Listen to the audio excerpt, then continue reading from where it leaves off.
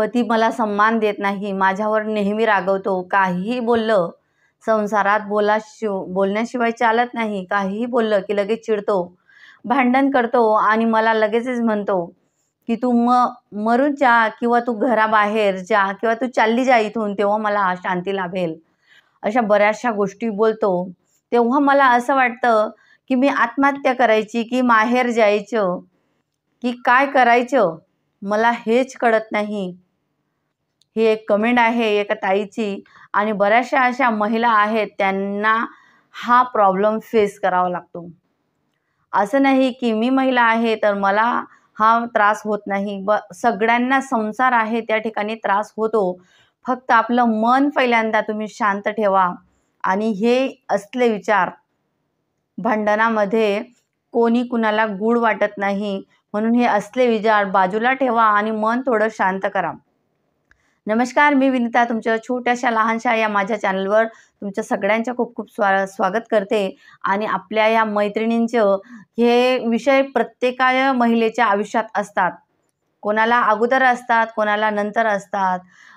चालू लग्न झालेल्या मुलींसोबत सुद्धा हे असं घडतं. तर यावर आपण थोडं बोलणार आहेत.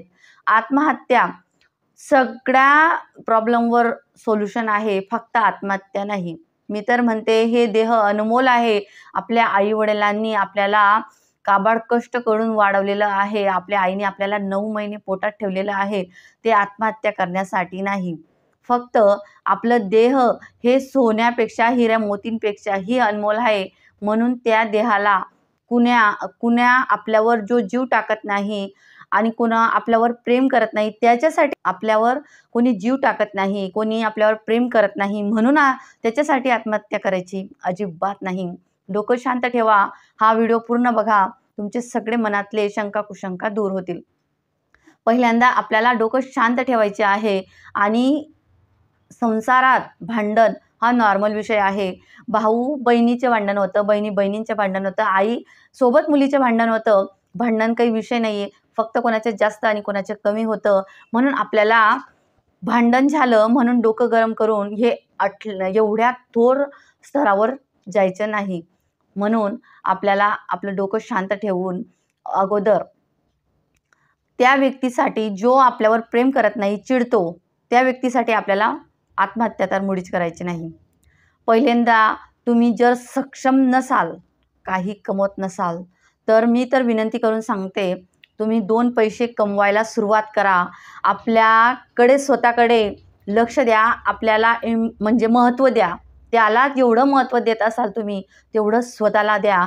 म्हणजे जेणेकरून तो व्यक्ती काय म्हणेल की अरे हिला तर माझी खतीच नाही आणि ही तर मला इग्नोर करत आहे. जेवढं आपण तुमचे पती असाल किंवा पत्नी असेल, मी एक म्हणत नाही की पत्नी, पुरुष असो की माणूस, जेवढं आपण त्या माणसाला महत्त्व देऊ तेवढं तो माणसं आपल्याला तुच्छ लेखतो.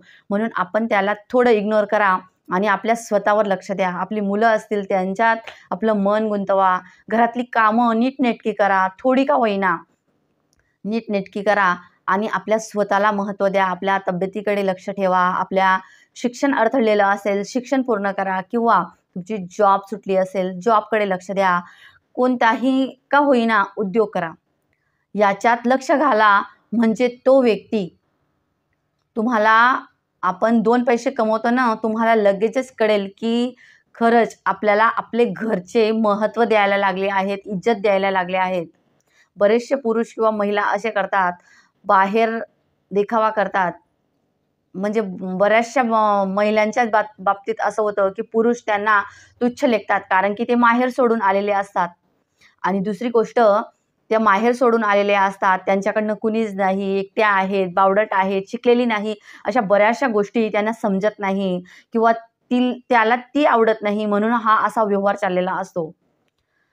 म्हणून आपण थोडं सक्षम व्हायला पाहिजे. आपण काहीतरी कमवायला पाहिजे. तेव्हा आपले घर तुम्ही अनुभव घ्याल. थोडं कमवणाऱ्या महिला स्ट्रॉंग असतात. त्यांच्या